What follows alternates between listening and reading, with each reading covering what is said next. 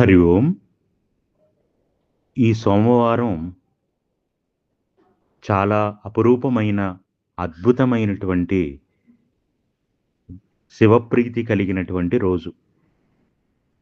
అన్ని సోమవారాల్లాగా కాదు.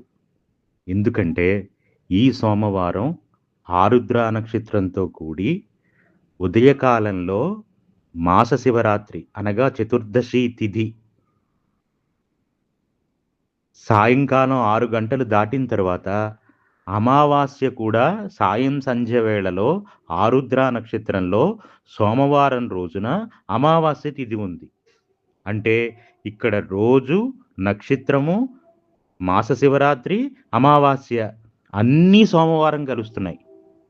బహుశా ఇలాంటి రోజు మీకు 10-15 సంవత్సరాలు ఎదురు చూసినా కూడా రాదు. అంత శివప్రీతి కలిగినటువంటి, శివానుగ్రహం పొందడానికి కావలసినటువంటి అన్ని నక్షత్రము, రోజు, తిథులు అన్నీ కలిసినటువంటి ఏకైక రోజు. నిజంగానే ఇది ఆ సోమశేఖరుని యొక్క వరమే ఈ సోమవారము. మీకు అందుకే 3 రోజులు ముందుగా తెలియజేస్తున్నాను.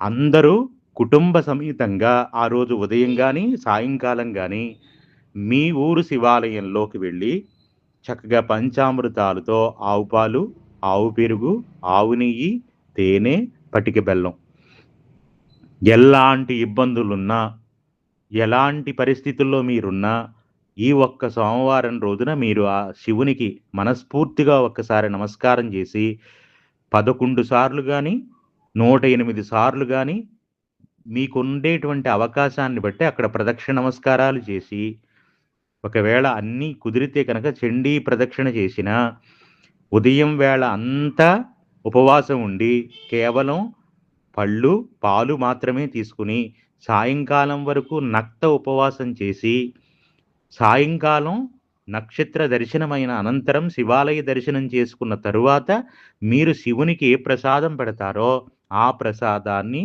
చక్కగా మీరు తీసుకుంటే శివానుగ్రహాన్ని పొందుతారు.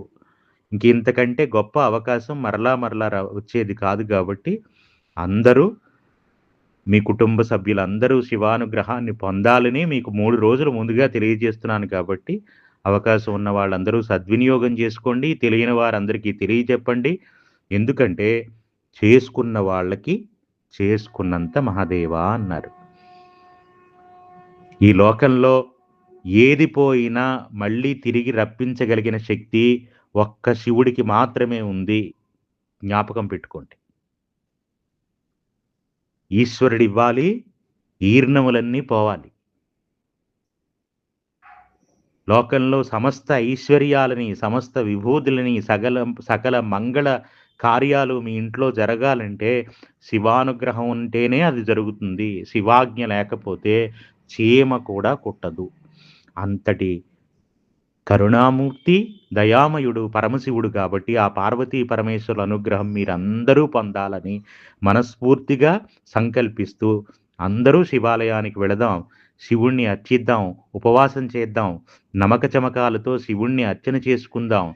మహన్యాసపూర్వక రుద్రాభిషేకం చేసితే ఎంత ఫలితం వస్తుందో ఈ సోమవారం రోజున శివాలయ దర్శనం చేసుకున్నా, అభిషేకం చేయించుకున్నా, శివుణ్ణి కళ్ళతో చూసి నమస్కారం చేస్తే చాలంతే. అంతటి అపరిమితమైనటువంటి రోజు. నిజంగా అద్భుతం, అద్భుతం, శుభం.